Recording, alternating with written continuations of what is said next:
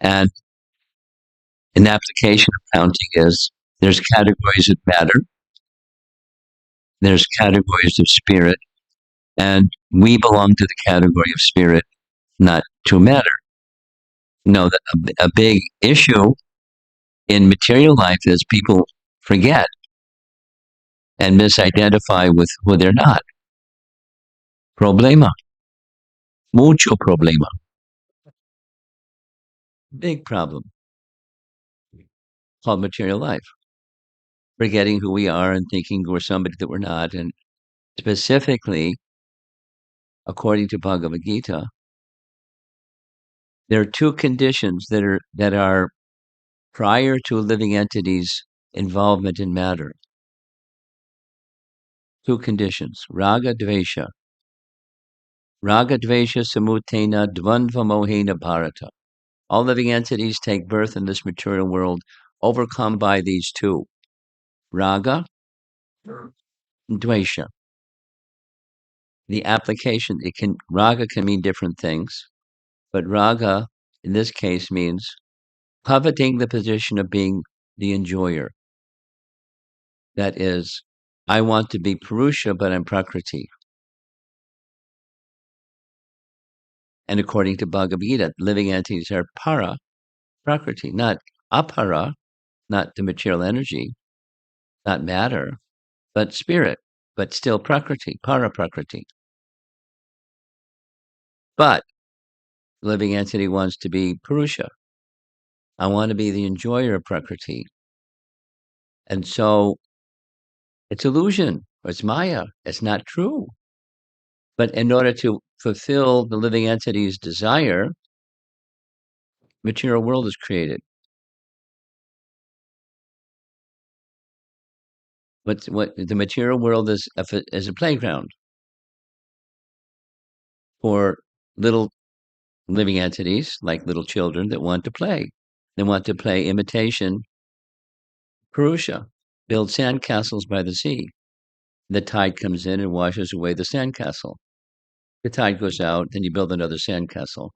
And then the tide comes back in and washes away the sand, and then again and again and again.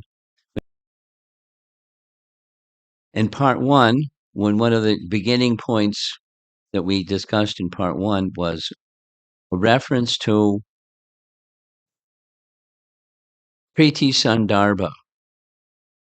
Little background. One of our great acharyas was named Jiva Goswami.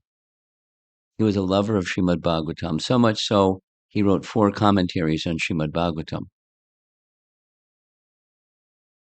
One of them was, just as Prabhupada has done, verse by verse by verse. That's Krama Sandarbha, without naming the other ones. Another was topic by topic.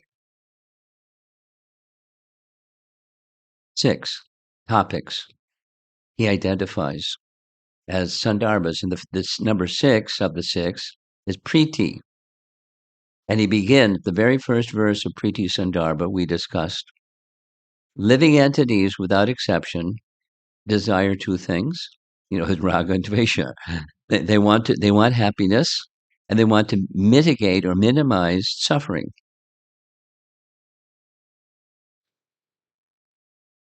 And he says, it's a premise. This has to be like the very starting point of Priti Sandarbha is the only way that is possible is by a loving relationship with the Supreme, the source of everything. Say it negatively. It's not possible to have real happiness or to mitigate suffering if that connection with in Sankhya, he then moves to bhakti, and then he describes the perfection of bhakti. And that's what we were talking about, part 1. However,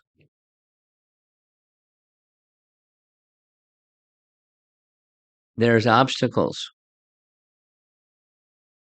and there's ways to overcome obstacles. The obstacles, according to Lord Kapila, he speaks of himself first person singular as the supreme. People see me in my deity form. This is common, at least in Vedic approach to religion. There's a deity, and the deity is respected. Well, people come to temples, like our ISKCON temples all over the world. People may or may not have much of an understanding, but faith goes to the deity. So it's a standard procedure. You all know the standard procedure. Of course, different parts of India, they have different cultures and different customs and different differences. That's fine. But the deity is at the center. So what Kapila Dev says so it's chapter 29 of Canto 3. Now there's copies of Srimad Bhagavatam here, so you can look it up later if you want.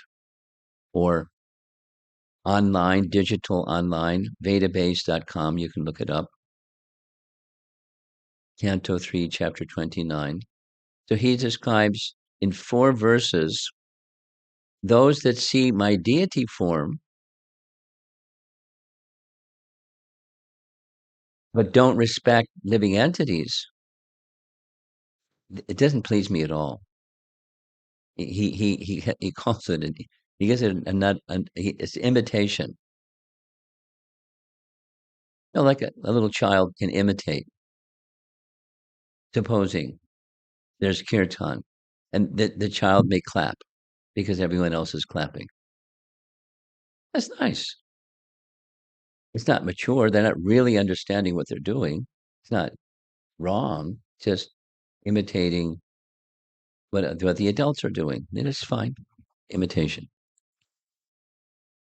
And then Kapila goes on, you know, to describe um, further obstacles. Why is that imitation there? Because they can see my deity form, but they don't see me. They see wood or stone or metal, what the deity is made of, but they don't really see me. But there is a way to directly see it, but that's pure devotion. So anyway, that's what we discussed last time. Here's the topic. Look at this. The topic is respect, and then what respect to the Supreme Lord, that's in its mature state, that's priti, love. And the expression of that love is through service, because when you respect, you serve. It's natural. It's natural. Without giving examples, it's just quite natural.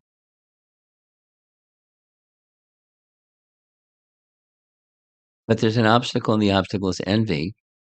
So we heard uh, there are 4 categories, repeated categories of those obstacles, this envy, and we discussed them. Each of these 4.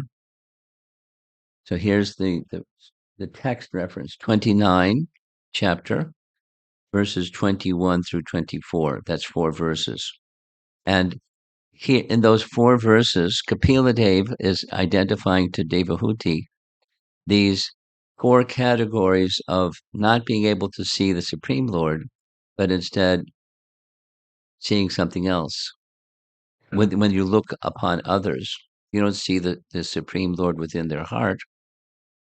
So these are coverings of envy. Envy hit his statement, that topic we discussed, part 1. The envy towards others is envy towards the Supreme Lord who is within their heart, not seeing the Lord within their heart because of envy. Like for example,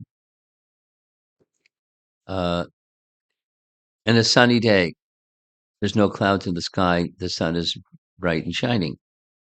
But supposing there's a little cloud cover, the same sun, but you don't see the full brightness of the sun, little cloud cover. And then there's more clouds, and it becomes stormy, and you can't really see the sun, or nighttime, can't see the sun. It's there, but we can't see. Similarly, when envy, so yeah, to raga dvesha, this is the dvesha part. Dvesha. I want to be the enjoyer. That's the raga part. But there's somebody standing in the way from my being the enjoyer, and that he who is the joyer, the supreme. So I have dvesha towards that which is standing in the way of my being the purusha, the parama purusha. There's someone else that's parama purusha. So dvesha towards the supreme. Those are forces that bring us to the material world and hold us here. And that's what Kapila Deva is discussing in these four. So rather than going through the whole thing, because that's redoing part one, verse by verse by verse, with details and details of explanation, looking down upon others like a haughtiness, it's subtle, but when somebody is a little proud, looking down upon others, you can feel it. And, you don't have to say something about it, but if it continues, it goes to the next stage, and then it goes to the next stage, and it may go to the next stage. The final of the four stages is criticizing. Sadhu Ninda, or Vaishnava Ninda, or Amanina, not only holding some attitude, but speaking some bad attitude towards a person who's standing in the way of my being Purusha. There's details and details of what we discussed. And then we ended up, this is where we ended up part one. Kapila Dev is now going to supply, that's what we're doing, the part two. What's the solution? What's to be done? Given this material condition, what's the cure of envy? Envy has a favorite companion, and that's pride. Many of you know that there's these contaminations of heart, and pride and envy are they're like brother and sister, or they're the best of friends. Pride and envy. And when that's envy in the heart, it blocks bhakti. So here's the next verse after those verses saying what's blocking bhakti. Therefore, through charitable gifts and attention, this is the cure, beginning entry into the cure phase, as well as through friendly behavior and by viewing all to be alike, pandita samadarshana, one should propitiate me, who abide in all creatures as their very capital S self.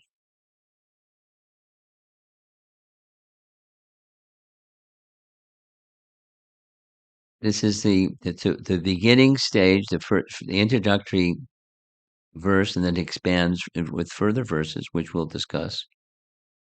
So the tendency to feel uncomfortable when something or someone is interfering with my wish to be the Purusha, the Parama Purusha, turn it around and to see the Supreme Lord within the heart of such a person. Whether favorable, unfavorable, whether they're kind or unkind, whether they speak pleasantly or speak harshly. We heard some nice descriptions of what that looks like, to speak harshly and then to speak nicely, and the kind of humility that's required to come to the stage of bhakti that's not mixed. Here's the purport. This is Srila Prabhupada's purport to this verse 27. It should not be misunderstood that because the supersoul is dwelling in the heart of a living entity, the individual soul has become equal to him. No. The equality of the supersoul and the individual soul is misconceived by the impersonalist.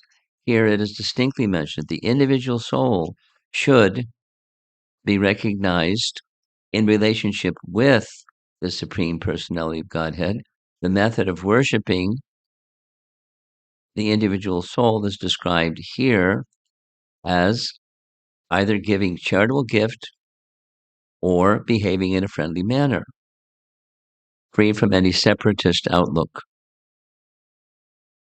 The impersonalist sometimes accepts a poor individual soul as being Narayan, meaning that Narayan, the Supreme Personality of Godhead, has become poor. This is a contradiction. The Supreme Personality of Godhead is full of all opulences. He can agree to live with a poor soul or even with an animal, but this does not make him poor.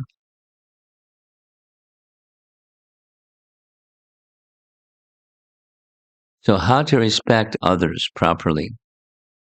So continuing, there are two Sanskrit words used in this verse, mana and dana. Mana indicates a superior, thinking respectfully towards a superior. And dana indicates one who gives charitable gifts or is compassionate towards an inferior. Mana and dana. You cannot treat the Supreme Personality of Godhead as an inferior who is dependent upon her charitable gifts. When we give charity, it is to a person who is inferior in his material or economic condition. Charity is not given to a rich man. Similarly, it is explicitly stated here that mana, or respect, is offered to a superior. And this is culture. Don't offer respect to a superior. That's a sign of lack of culture. And there's consequences. I mean, lots of consequences. We'll hear some of those, like Indra failing to respect Brihaspati. You know the story. Indra was having a festival, and the festival he was the guest of honor. It was Indra Puja. And Brihaspati, the priest of all the demigods, along with Indra and all the other demigods that were assembled there, he came to the assembly. Everyone offered him respect except one person, Indra. So Brihaspati didn't say anything. He just turned around and left because that failure to offer respect to the superior was an offense. There's many other examples. There's lots of that, but that's a classic example. And there was a consequence for Indra. And he had to suffer a lot because the offense isn't light. It's very serious. It took him a long time before he came to his senses and recovered himself and offered obeisances again and again to Brihaspati, who understood he now had learned his lesson and forgave him. So he was able to return to his post of Indra. But he had an unfortunate situation in between. The living entities, according to different results of fruitive activities, may become rich or poor, but the Supreme Personality of Godhead is unchangeable. He is always full in six opulences. Treating a living entity equally does not mean treating him as one would treat the Supreme Personality of Godhead. This is the dana. Compassion and friendliness do not necessitate falsely elevating someone to the exalted position of the Supreme Personality of Godhead. We should not, at any time, misunderstand that the supersoul, situated in the heart of an animal like a hog, and the supersoul situated in the heart of a learned Brahmana are different. That's the separatist mentality. The supersoul of all living entities is the same. Supreme Personality of Godhead, by his omnipotency, he can live anywhere. And he can create his Vaikuntha situation everywhere. That is his inconceivable potency. Therefore, when Narayana is living in the heart of a hog, he does not become a hog Narayan. He is always Narayan and is unaffected by the body of a hog. That's Prabhupada's purport in that verse number 27. Now, a little bit about the nature of envy.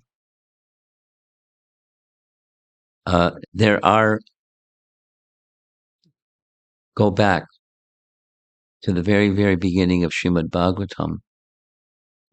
And in the beginning of Srimad Bhagavatam, there's a prescription of, by hearing topics of adhoksaja, personality of Godhead who's beyond the senses, adhoksaja, just by hearing, one may not understand, that's okay. Just by hearing topics of adhoksaja, then something happens inside. The heart becomes freed from unwanted things. The word that's used in Canto 1, Chapter 2 is, it's not anartha, it's abhadra. Bhadra and abhadra. Auspicious, inauspicious. So everything that's inauspicious within is cleansed by hearing transcendental sound vibration, topics of the personality of Godhead. And anarthas is the byproduct of accumulation of having an envious attitude towards the Supreme Personality of Godhead. And of all the anarthas, envy is the most dangerous one. This is Bhaktivinoda Thakur. Why? Because it's completely opposite to love. As long as there is envy, one cannot develop love for Krishna. They're inconsistent. Materially, so raga and dvesha, same Bhagavad Gita verse. This is repeating the same Bhagavad Gita verse. The disease of envy, dvesha, plunges us into the ocean of material existence. To obtain love of God, one has to get rid of that disease of envy within the heart. Paramo nirmatsaranam satam. To get rid of envy, one needs to understand Srimad Bhagavatam. Because to understand Srimad Bhagavatam means to understand and love Krishna. Simple. Now, this Kapila Dev is a speaker in the Bhagavatam, but the Bhagavatam is advocating itself in one sense.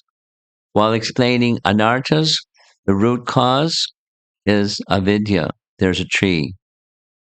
There's raga and dvesha, branches of the tree. Abhinivesha and asmita, those are other branches of the tree. We'll hear what those terms also mean. Devotional service is naturally powerful, but it's a blocking force, which is very powerful. That's anarthas. And the original anartha is that root, avidya. 16 categories of anarthas are described by Bhaktivinoda Thakur. And there's 4 subcategories. Tattva Vibrahma. A little technical, but that's okay. Tattva Vibrahma. We're going to hear these 4. Tattva, truth. Sva, tattva, not understanding who we are. That's the starting point. Who are you? And not only oneself, para tattva, the inability to understand who is God. Which comes first?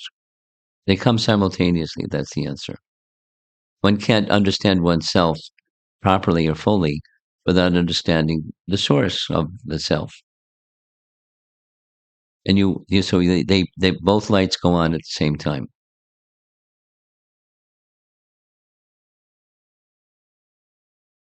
Sadhana tattva. One does not understand what is sadhana, or spiritual practice, that brings both the paratattva and swatattva. Proper spiritual practice. And sadhya, what's the goal? It's a little analytical, but that's okay because there's categories of reality. Swa, tattva, para tattva, sadhana tattva, and sadhya, the objective or the goal. Madhvacharya, you all know who is Madhvacharya. Madhvacharya, easy to, he's got two fingers up in the air because he taught Dvaitavad. Dvaitavad. And Dvaitavad means there's two. Pancha Dvaita, he indicated. Difference between one living entity and another living entity. Difference between the Supreme and the living entity. Difference between the Supreme and Prakriti. Difference between one category of Prakriti and another category of Prakriti. Panchabheda. 5 different categories of differences. And that's his principal teaching. So there's Vishnu, and then there's that which is other than Vishnu. Panchabheda. Now, I don't know, what's on the screen here is a little, this is 201 Srimad Bhagavatam. That is, there are causations. We say that the personality of God, the source of everything, is both the instrumental cause and the material cause. Upadan karana and nimitta karana. So Madhvacharya, emphasizes the nimitta. Nimitta means, like, as Krishna says to Arjuna, nimitta matram bhavyasavya sachin. Yes? Doesn't Krishna say that? Become my instrument. Nimitta. So Krishna had a plan. The demoniac kings on the surface of the earth should be removed. One of the 2 main reasons that Krishna appears. Pritranaya sadhunam vinashaya jaduskatam. So Krishna had a plan, and Arjuna, please be my instrument for that plan. You do. I'll drive the chariot, and you do the fighting, please. Because you can do it, I'll give you the power to do it. From where does power come from? It comes from the powerful. I'll give you the power to do it. Be my instrument, because it's my plan. So nimitta means this God or the Supreme as the cause, behind the instrument. It's like if someone hits you with a stick. It's not the stick that hits you; it's the person that's holding the stick. But the stick is the instrument, and behind that stick that's the instrument, there's the person wielding the stick. So Krishna is the nimitta, the cause, and then there's the material cause. It's philosophy, but when there's the the teachings of Lord Chaitanya Mahaprabhu is there's both the material cause and the efficient cause. Both simultaneously. God is both. There's everything. So let's say it differently. Everything is because everything is from the energetic source, Krishna. There's a condition of oneness. And then there's a condition of difference. That is, the energy, the sunlight is not the sun. They're inseparable, but you can't say the sunlight is the sun. You can say the sunlight is the sun in the sense that it's from the sun. So there's a oneness. You won't find sunlight without a sun. You won't find the sun without sunlight. They're inseparable. So there's a oneness. But there's a difference, an existential difference between the two. Because that existential difference between the two, it nourishes listen carefully, it nourishes intimacy. The goal of Madhvacharya is liberation. The followers of Madhvacharya, they want freedom from material entanglement, cessation of material entanglement, and coming to the stage of being connected to the Supreme rather than being disconnected from the Supreme. But it doesn't nourish intimacy. That is, let's say, the intimacy that exists in Vrindavan, where Mother Jasoda is binding Krishna, Damodar Leela. There's an intimacy that in Vaikuntha, there's no mother. There's no binding of Narayan. Forget it. He's the Supreme. That's it. But in Vrindavan, there's an intimacy. Or she looks inside his mouth to see if he's eating dirt, and she sees the whole universe inside his mouth.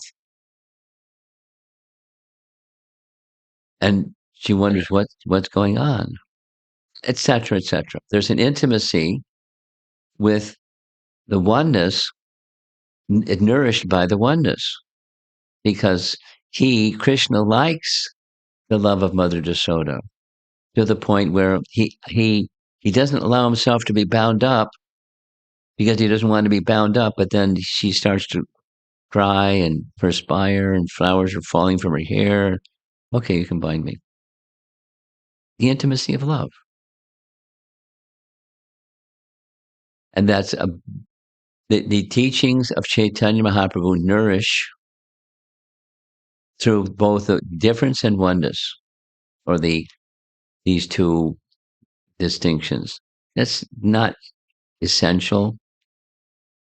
We'll move on. In Sri Sampradaya, they have a different teaching. What's their different teaching? Vishishta Advaita. What's Vishishta Advaita? Vishishta means attributes. There's the Supreme, who is absolute, and not but, and the absolute has attributes, or Vishishtas. So five basic truths. Swa, Swarup. We have our own intrinsic identity. The Supreme has his own identity.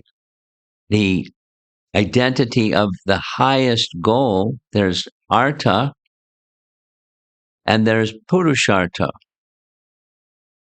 They have gradations of goals.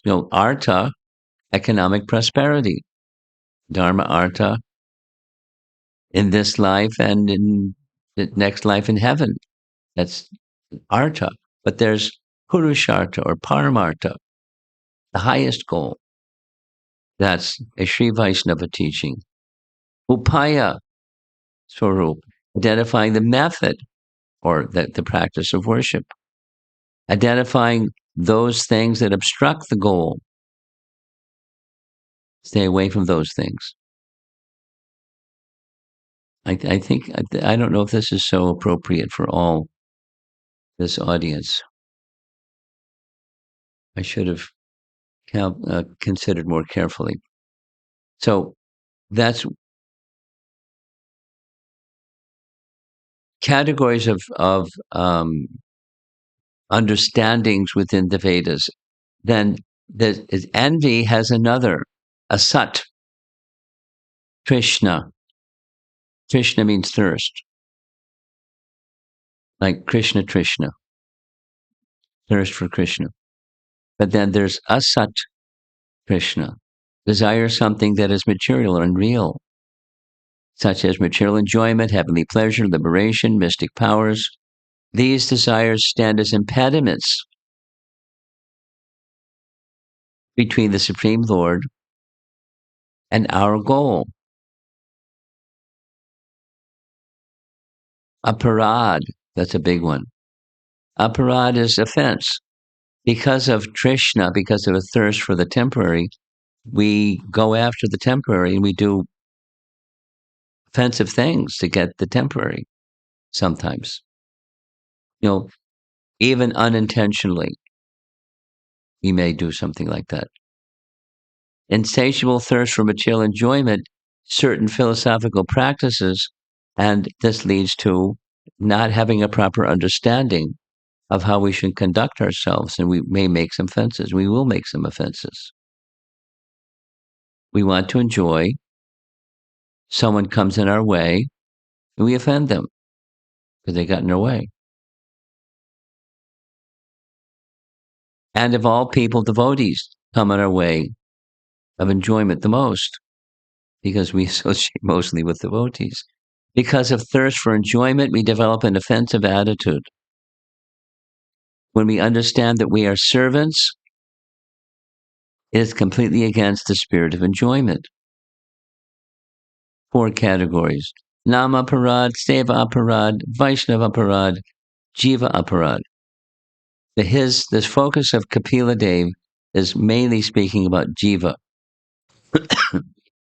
Worshipping the deity, but not giving proper respect to other living entities, because other living entities, they have a form of the Supreme Lord within their heart. And Kapila Dev says this in these earlier verses. They see me on the altar as the deity, which is nice. That's proper. But I am also in the heart of all living entities, the same me. And if they see the deity, but they don't see me in the heart of all living entities, they may not properly respect the deity, but not respect living entities. Means they're not properly respecting the deity. That's Kapila Dev's teaching about bhakti. And that cloud in the sky obstructs love. So what to do? So we're going down this path of Kapila Dev explaining what to do. We want to remove these tendencies. So there's 2 main things that he's indicating: respecting others, treating them respectfully, because this is the topic, the overall topic. The absence of respect is disrespect.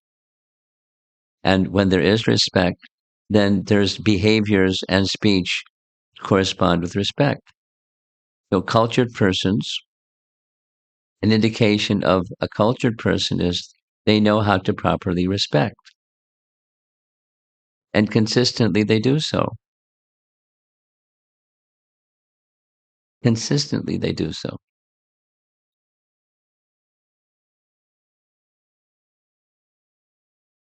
And the absence of that respect is disrespect.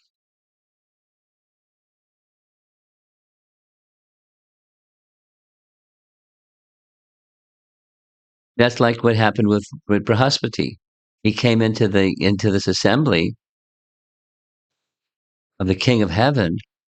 He's the priest or the guru of all the demigods, and they were so Indra was so immersed he failed to offer respect, which is a disrespect. He had a problem, and we also have problems. It's not necessarily of the same magnitude, but the indication of Kapila is worship the deity, but not offer proper respect to the living entity that has the same Supreme Lord, not on the altar, but in the heart, same Supreme Lord, Antaryami, who is also giving teachings and directions to those who have respect for him or have love for him. He gives indication of how to come to him. Dami buddhi yogam tam enamam upiyantite. Sesham satata yuktanam bhajatam priti purvakam Vadami buddhi yogam tam yenamam upiyantite. Krishna gives, because he's within the heart, he gives intelligence. He guides the mind and senses properly in such a manner that we'll come to him. And part of that behavior is how to properly respect others. Proper respect of others doesn't mean, that's the thing that doesn't mean. It doesn't mean embrace a tiger. That's not a good idea. But with respect, or supposing someone is mean, we don't have to like their meanness, their nastiness, their harshness, but we shouldn't disrespect the living entity, knowing that the living entity has the supreme within their heart. We may keep a distance. We may call the police, have them put in jail or something because they're hurtful to themselves and others. But it doesn't mean behaviors are one thing and the soul is another thing. The soul isn't the behaviors. The soul is not the covering. The covering and the soul are different. So according to the coverings, appropriate respect, appropriate behavior and speech should be conducted. And then, in all circumstances, proper regard for the living entity within, because that living entity is a sitting place for the Supreme. Now, that's high. Most of us aren't there yet. But the teaching of Kapila is how to get there. And then he's indicating, strive to have respectful dealings with all, and offer gifts as you when you come before the deity. You bring a piece of fruit, or you bring something and make an offering to the deity, or you put something in the hundi box, or something.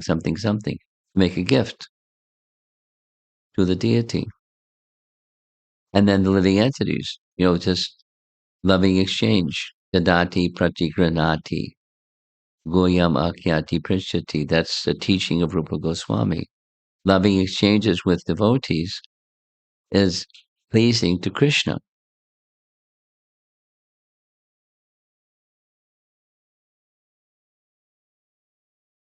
Hridaya dorbalyam.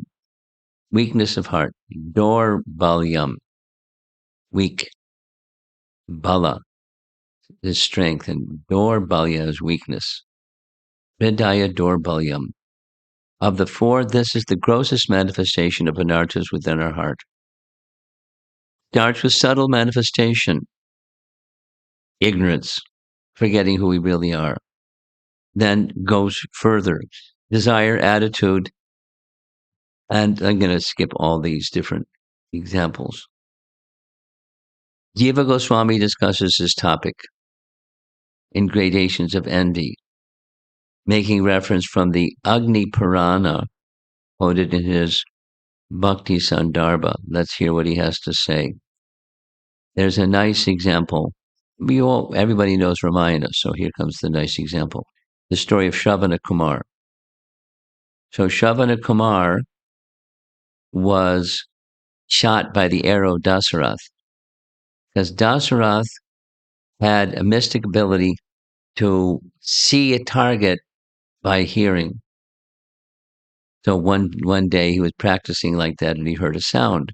And the sound it sounded to him like an animal drinking water from a stream or a lake.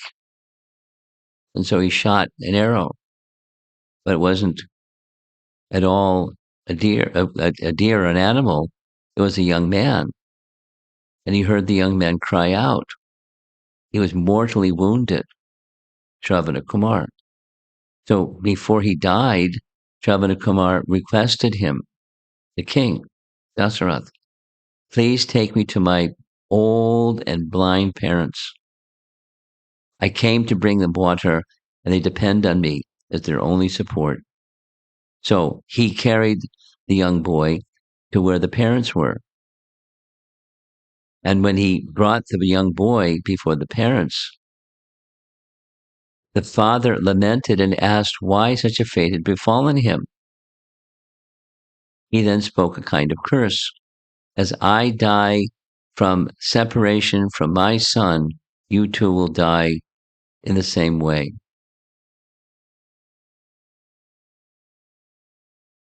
And then the father and mother died, and had, funeral and the whole thing.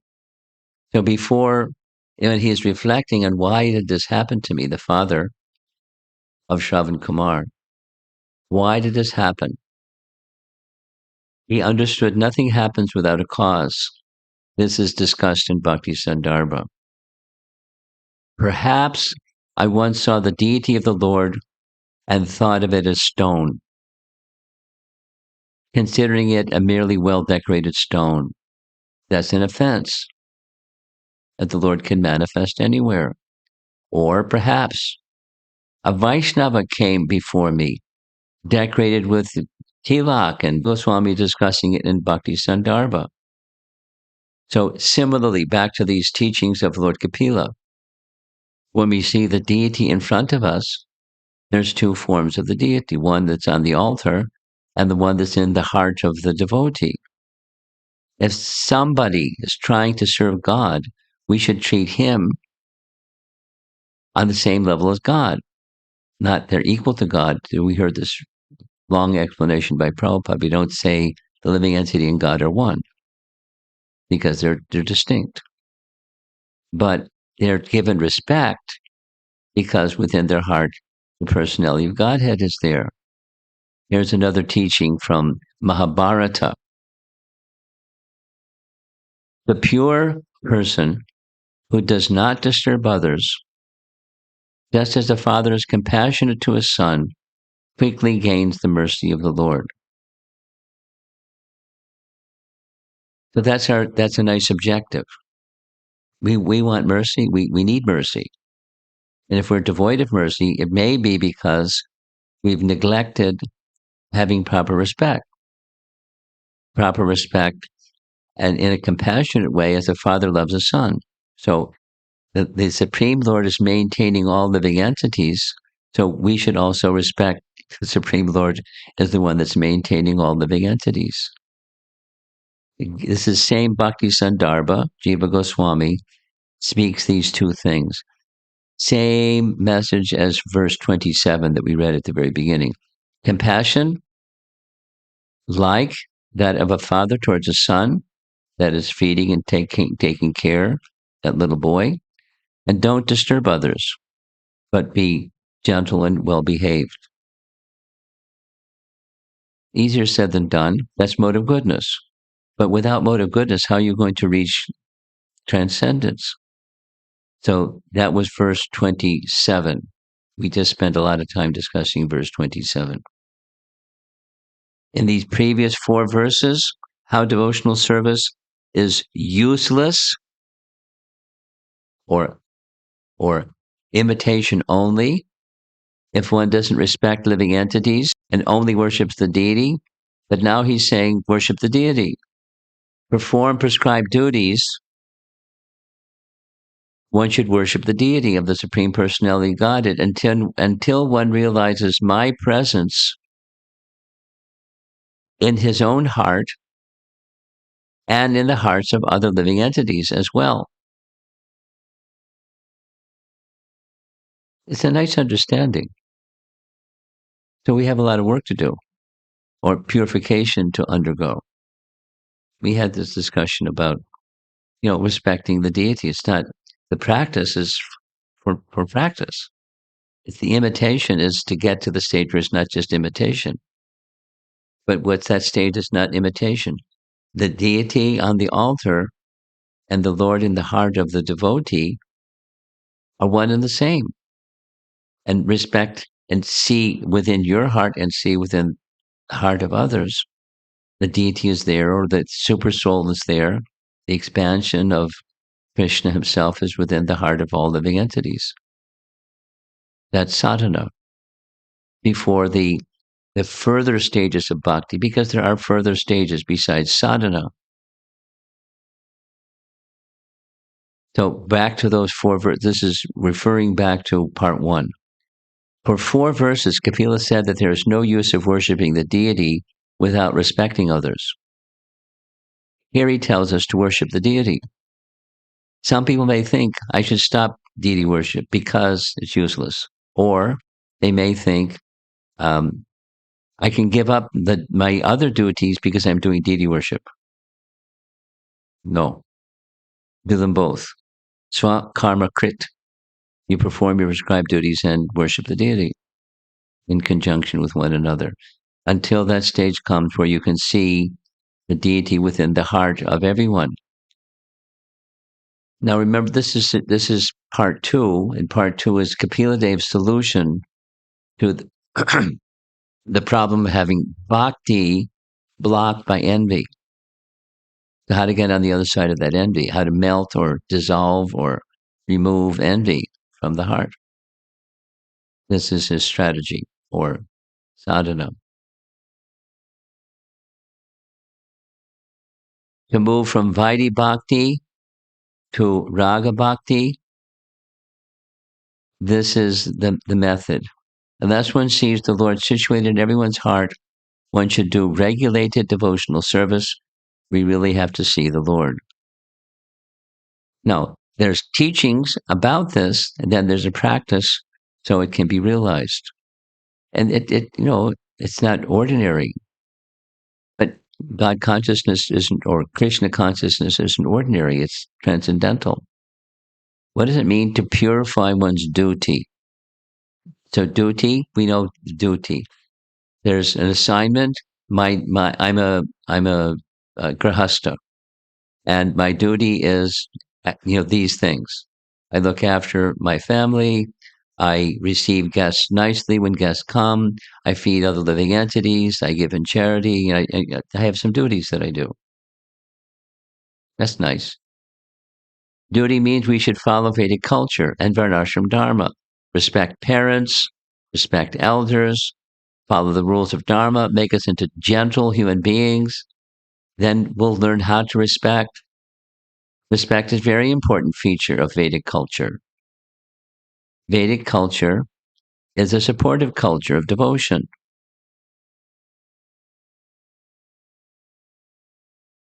There's a direct culture, Shravanam, Kirtanam, Vishnu Smaranam. Before our heart is clean, we should follow the supportive Vedic culture. Main feature of Vedic culture is respect elders and everyone else according to rules. And that's cultured persons know how to do this. And then in addition, there's an internal culture. That's the prior verse. As the blazing fire of death, I cause great fear to whoever makes the least discrimination between himself and other living entities because of a differential outlook. No, there was another phrase used, separatist attitude. Here's differential attitude. The Sanskrit word that's used here is udaram. Udaram literally means stomach. If we differentiate between our stomach and other stomachs, then I will come to you as a blazing fear and terrible death. So feed others and respect everyone, especially senior persons. That's making the comparison of stomach. How do we support this culture? Do two simple things. Feed others and respect everyone. Very simple. No, so there are these two. Remember, dana and mana. So the respect and the charity. Now, charity is not just for grahastas. A brahmachari or a sannyasi may respect others or, give charity to others in a different way, like what we're doing right now. Take the knowledge that one has received from superiors and share that knowledge. That's charity. Fantastic. A nice life. Life of giving charity and respecting, because there's many, many, many persons worthy of respect. I'm going to tell a story from what we discussed. Um, no, one of the stories we didn't discuss, but it was mentioned. So in part one, many of you know Mahabharata. So in Mahabharata, Dronacharya was the military guru of the Pandavas and the Kauravas and all those cousins.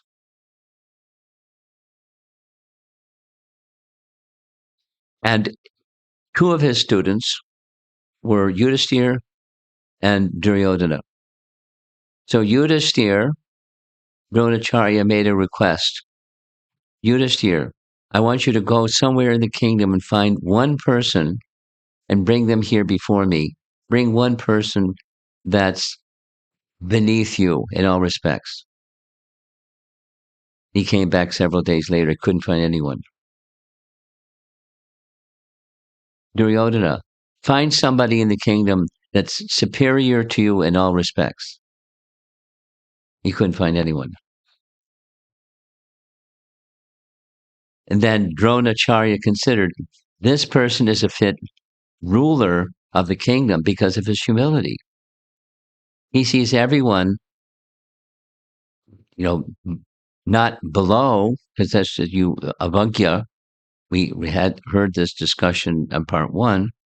Looking down upon others, don't look down upon others. That's a contamination. It's an offense. And Yudhisthira didn't have it. He couldn't find anyone that was lower than him in all respects. He couldn't find anyone. So he's fit to be a ruler. And if Duryodhana were to become the emperor, ruination to the empire would come because his pride and arrogance. One isn't a fit, cultured person without these two qualifications. Raga and Dvesha, attachment and aversion. We're attached to our enjoyment and we have hatred to all impediments of enjoyment. Competitors or persons that block. So Vedic culture is to cure these two things. What's the cure of raga?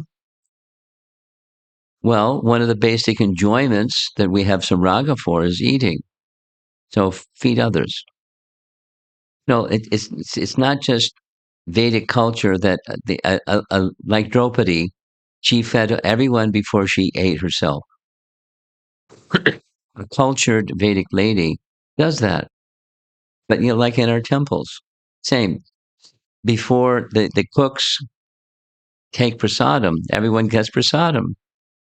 And when everyone has taken prasadam, the cooks sit down quietly and they take prasadam. They're feeling very satisfied. It's just part of how a cultured person lives. They're charitable to others.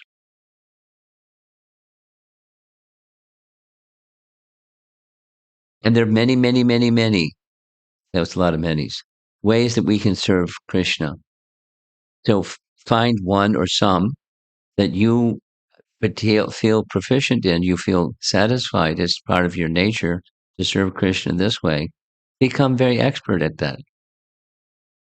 And then teach others. And that's Krishna consciousness. Very simple.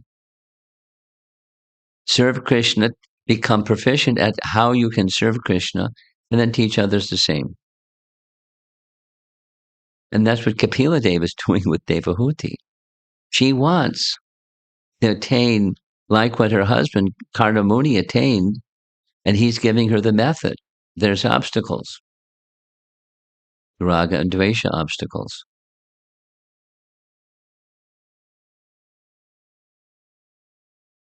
Our material raga is controlled by feeding others first. If we put our stomach before others, then raga increases. Cure for dvesha, respect others, behave in a humble and gentle way. Now, those of you I had to ask somebody, like, can you offer an explanation for the following? That husband and wife address each other in a plural way. Does the audience understand that? I asked somebody, please explain that. They said, when addressing one another, the husband or wife will say up instead of tum. So in Hindi, you understand. Those of us that aren't Hindi speaking, it's the culture is different. It's not referring in plural sense. But it's respect. That's the main point of all of this is how to offer proper respect, due respect to others. So here, there's a nice little indication. There's an elder, and then there's the little children. Of course, everyone's happy to see little children playing. And then there's mothers, and then there's the others. And then they're a little older than the little ones, a little older than the other ones are looking after the little ones. And so it's just, it's the culture of respect. When things are going smoothly, when things get interrupted, that respect breaks down.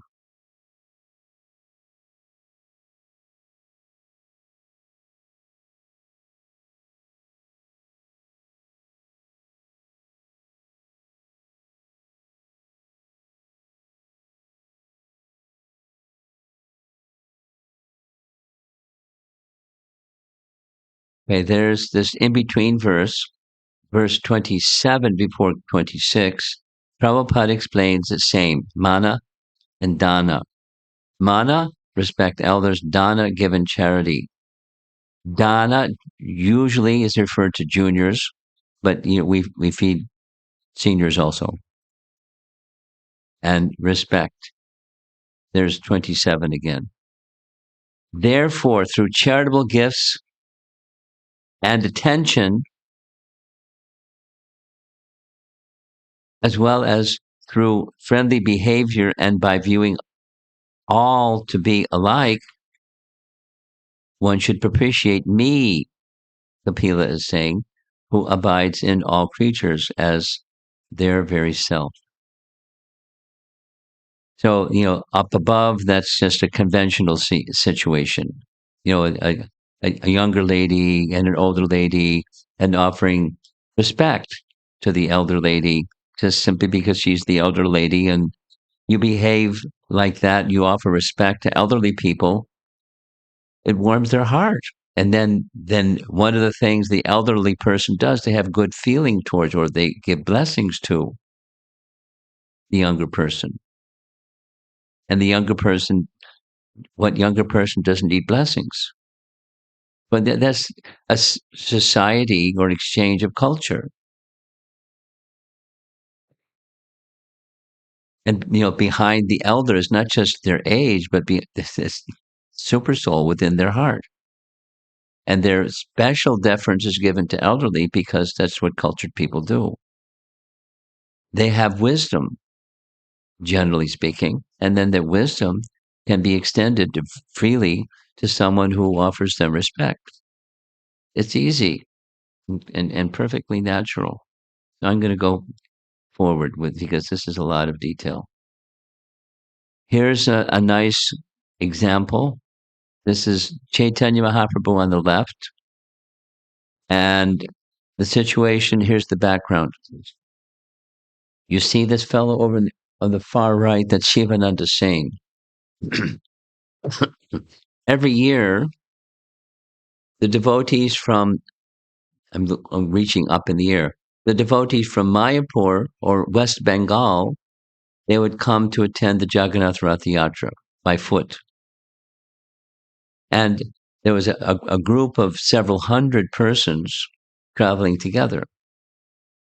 And it took, quite some days, maybe 2 weeks, to get from West Bengal to Puri.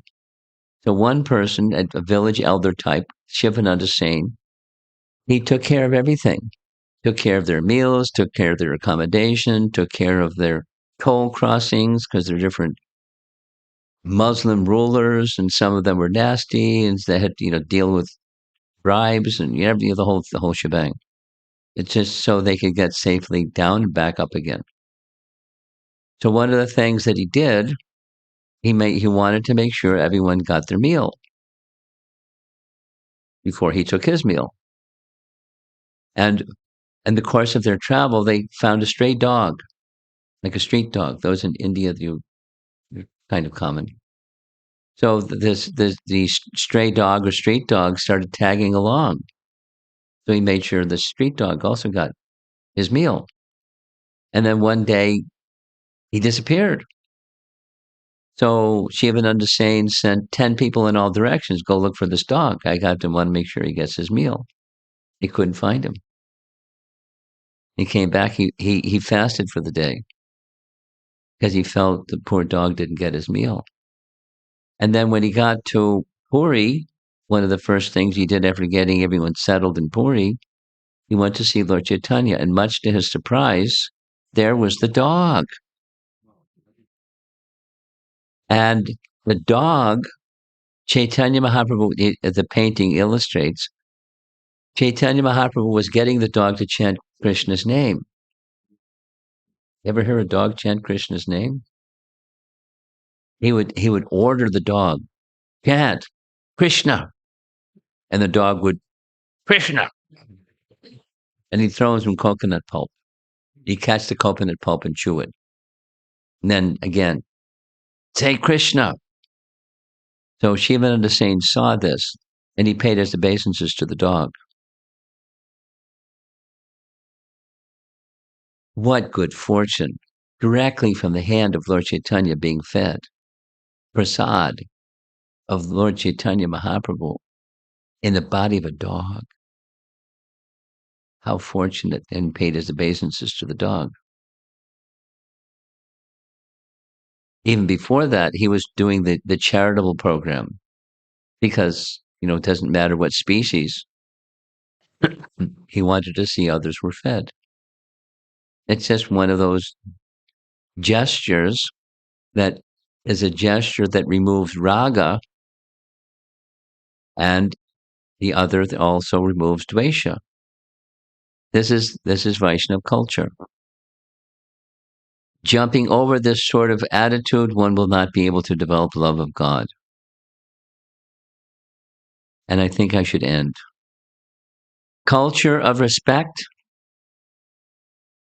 was all pervasive in Vedic culture. Unfortunately, it's practically gone now. People used to worship mountains and other living entities. Here's an example of a man crawling on his knees on Govardhan Hill, and somebody wanted to know what's going on. So they came closely, and he had flour and sugar mixed, and he was feeding it to the ants on the side of Govardhan Hill.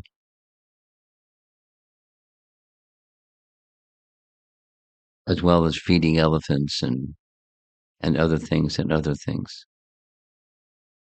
Prabhupada, when he grew up, his father was a cloth merchant, and his father regularly fed rats and snakes. And there's the painting showing they're gobbling up what they were being provided, but they never ate holes in the cloth because they were fed, they weren't behaving other than like the family. So on the right side, there's little Abai, and his father taught him how to worship the deity and how to respect other living entities at the same time. You all know the story of Bhima. He wouldn't step over the monkey that was in the path because it was disrespectful. The monkey said, just move my tail, but he couldn't move his tail.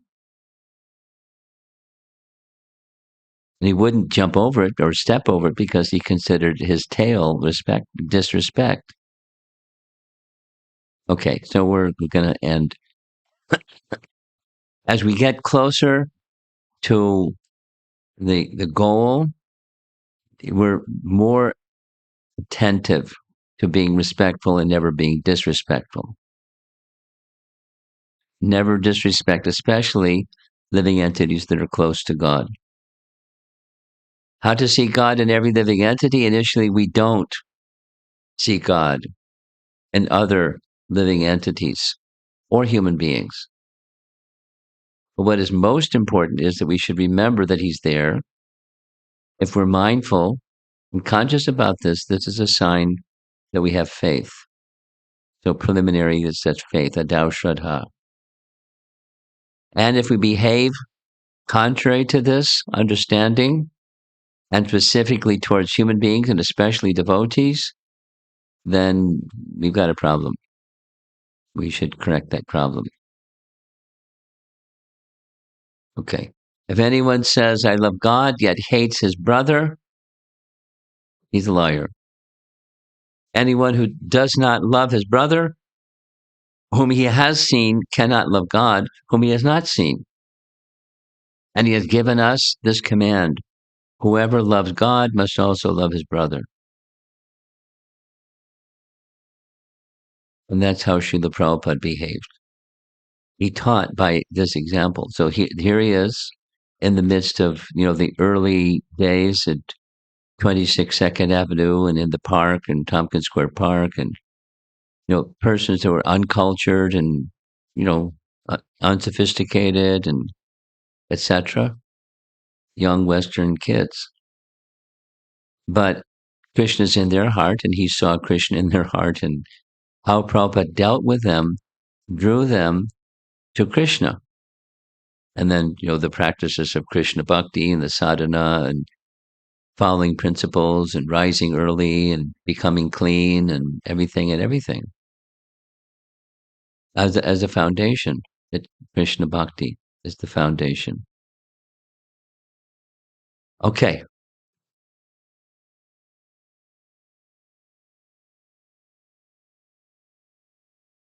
Now, an apology for starting points.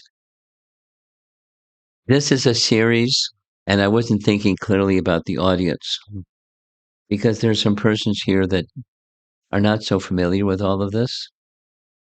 And my apologies to all of you who are not so familiar with all of this. But it happened. So I'll be more thoughtful in the future about audiences and what's appropriate for audiences. But the principles are fine for any audience. Respect is so suitable for anyone. And then how to offer respect and overcome disrespect or neglect of respect. How to become cultured and thus closer to Krishna Bhakti, by that varnashram system of offering proper respect to others. In future classes, we'll go into that some more. Let's see if there's some discussion. Let's see if there are other audience people want to say something. She always has her hand up. Anyone else? Yes.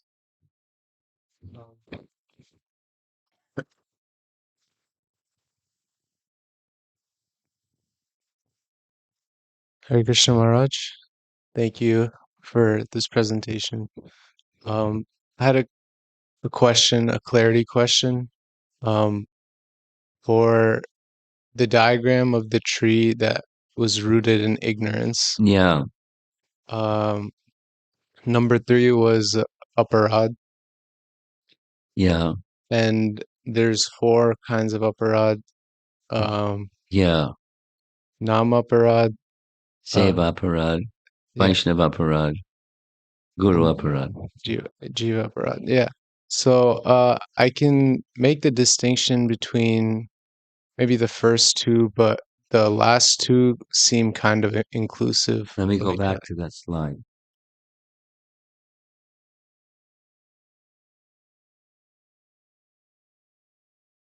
So we're all speaking about the same thing.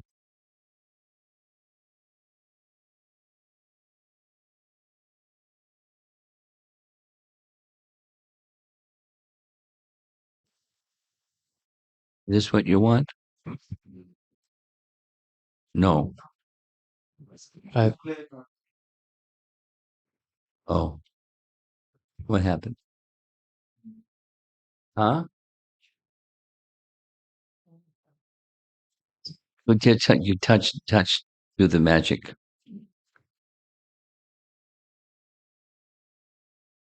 Huh. Is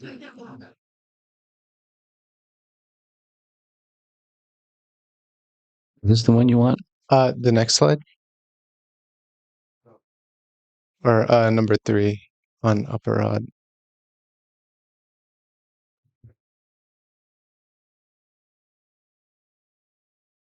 There we go. There it is. Yeah. There it is. Namaprad, Sevaprad, Vaishnavaprad, Jivaprad. What's the clarification? So I just wanted to understand the difference between the last two, Vaishnava Parad and Jiva Parad, Well, because there's it's jivas that aren't Vaishnava. There's like, there's a tree okay. or a bird or, somebody.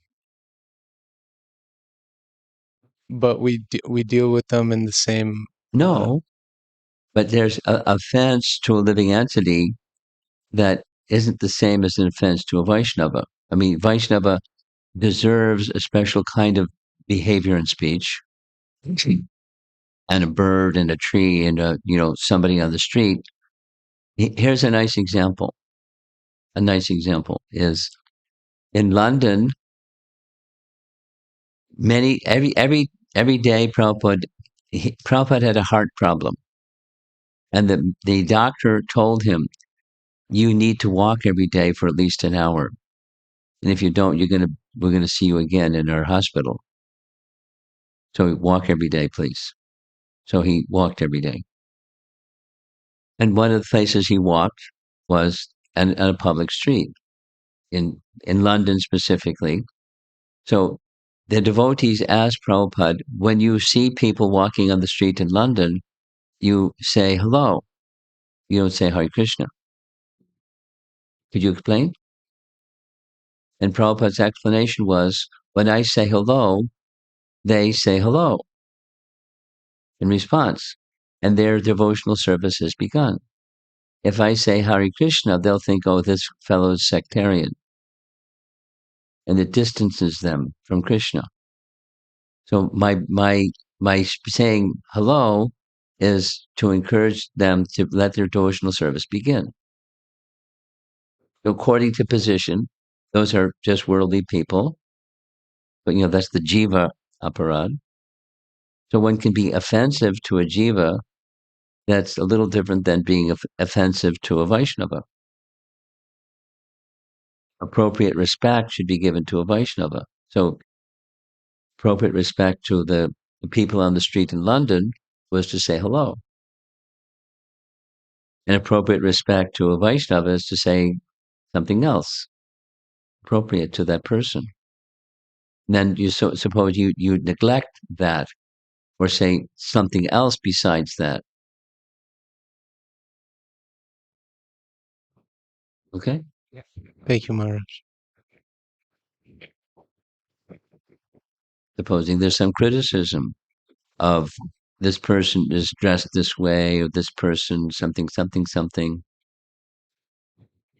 and I may not say it, I may just have an attitude towards them, etc. Like these other examples from part one. Look down upon someone because they don't dress the way I think people should dress. Like that little photograph of Prabhupada sitting with people that weren't dressed in anyway, I've seen other photos where people are dressed in really weird ways. But Prabhupada didn't say anything. In course of time, he would then say something because it was appropriate to then say something because they've now made some steps towards Krishna and Krishna bhakti. So like take a bath every day, please, or something.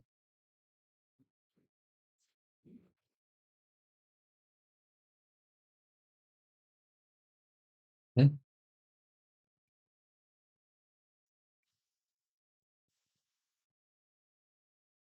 Okay. If no one has something to say, you give to Nandimukhi and she'll have something to say. Hare Krishna Guru Maharaj. I think maybe two, three things. So the verse 27, the verse we begin with today. Yeah.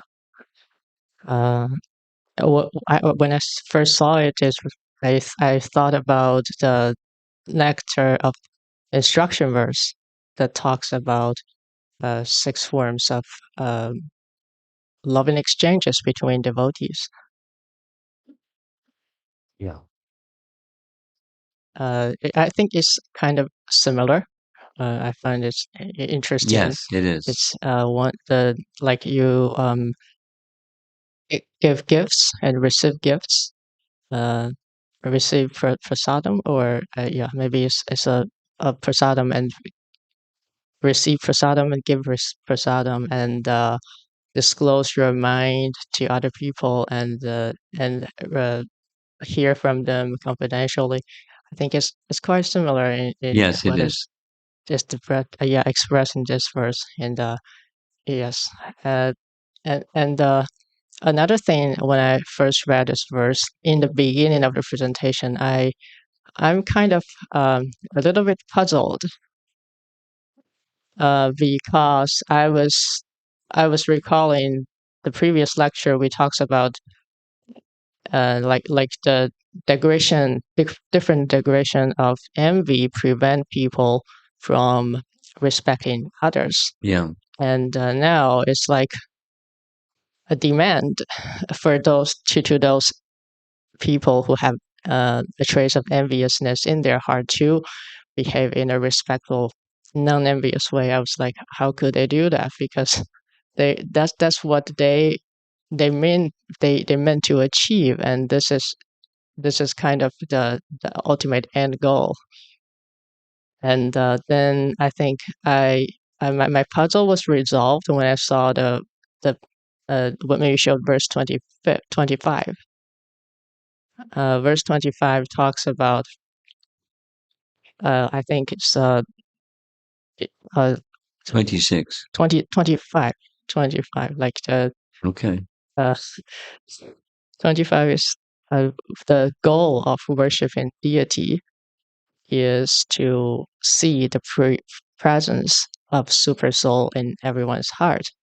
And I see a connection here because once you develop that um, attitude or habit, and then by by your respect of the supreme, you perhaps have a more stronger tendency to behave in a respectful manners towards the other people.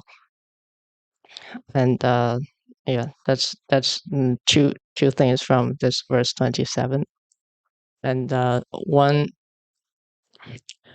thing that I heard from 26, the verse 26 in the middle verse. Uh, I think I like the illustration, and the example you gave afterwards is when you talks about in Vedic culture, the husband and the wife address them each other in a plural Yeah. term. I think that's kind of express the essence of that verse 26, because it's like when it's just like uh, I think it's also mentioned somewhere in Srimad Bhagavatam that the husband and wife are regarded as one body, something like that. And it's like they mutually regard each other as their own self, something Mm. in that sense. So I think it's kind of um, express the essence of that 2026. And yeah, it's like also there's a Chinese similar saying, like if you treat other if you don't treat um, if you don't want other to treat you in a such a way, you don't treat others in that way, something like that. Mm. I have a question for you.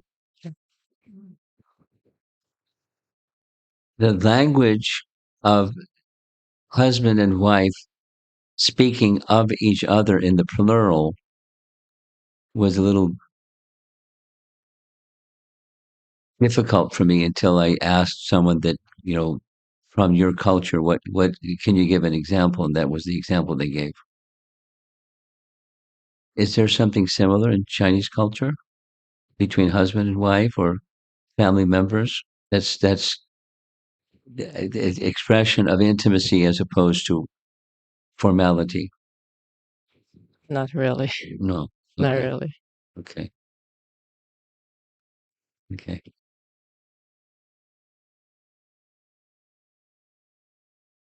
Anyone?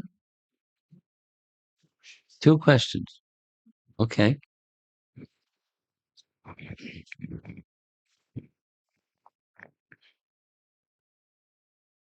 Why Lord Krishna chose to teach Bhagavad Gita to Arjuna rather than King Yudhishthira? Rather than, King Yudhishthira. well, he could have chosen Yudhishthira. But why Arjuna? Because there is a very unique and special relationship between Krishna and Arjuna. For example, Narayana is Arjuna and Krishna. The two, Arjuna and Krishna, go together. Wherever Krishna appears, Arjuna is there. There's an intimacy between the two, a very special intimacy. It's not that there isn't some intimacy with Yudhishthira, but a very special intimacy. No, in Yudhishthira's case, he is the elder of the brothers, and he is the emblem of virtue and so many other nice things. And that's not a zero, but it's not the same as the intimacy of an eternal relationship between Krishna and Arjuna. It's the love and affinity of mutual affection between the two that's unique and special. Another question from Srida Das. Hare Krishna Guru Maharaj. Sometimes we may get disturbed by what is happening around in the world. What has happened? What? What is happening around the world? Around the world. It's easy to get disturbed. Such disturbances is also a result of being on the bodily platform. Is the disturbance due to our being on the bodily platform? That's the question? Yes. Well, if we weren't on the bodily platform, what platform would we be on? The spiritual platform. And the spiritual platform is a platform of Vaikuntha, or no anxiety. So the answer to the question is, of course. Not having a body, but being in bodily conception of life. No. Now, supposing, someone is not on the bodily conception of life, like let's say Vyasadeva or a great soul or Shukadev Goswami or Maharaj Parikshit or someone, and they see people suffering because of the circumstances of their life. They see people suffering. They want to do something, but it's not a position of disturbed, it's a position of service. And the position of service protects one from the material influences so that one can see the path to satisfying the Supreme in any circumstance of life. Well, we'll take the example of Advaita Acharya or Bhaktivinoda Thakur, or someone, a great personality, seeing the difficulties of the present age, they want to do something. So Advaita Acharya appealed for the personality of Godhead to make an appearance. So it's problem solving on a transcendental plane. They're seeing the difficulty. They're not helpless because of the difficulty. They're doing something that's on the transcendental plane about that something. So it's not the same. It's a transcendental anxiety, you could say. Transcendental disturbance, one could say. Okay. I think it's time to end. We're losing our audience. Okay. Well, thank you all for patiently sitting through all this. And I'm sure there's some prasadam, and I brought with me some mahaprasadam. I'll take care of it. Something that I'd like to do, I've been doing this just set it down, for some time. From the previous place I was, before coming here, I was in Chicago area, in Naperville, the Chicago suburbs, and they gave me several boxes of mahaprasadam. I'm sure when I leave here, they're going to give me some mahaprasadam they can take to the next place. So I'm going to distribute some mahaprasadam, and you just stay where you are and be happy, and we'll have the rest of the program shortly thereafter. Thank you. Srila Prabhupada ki jai.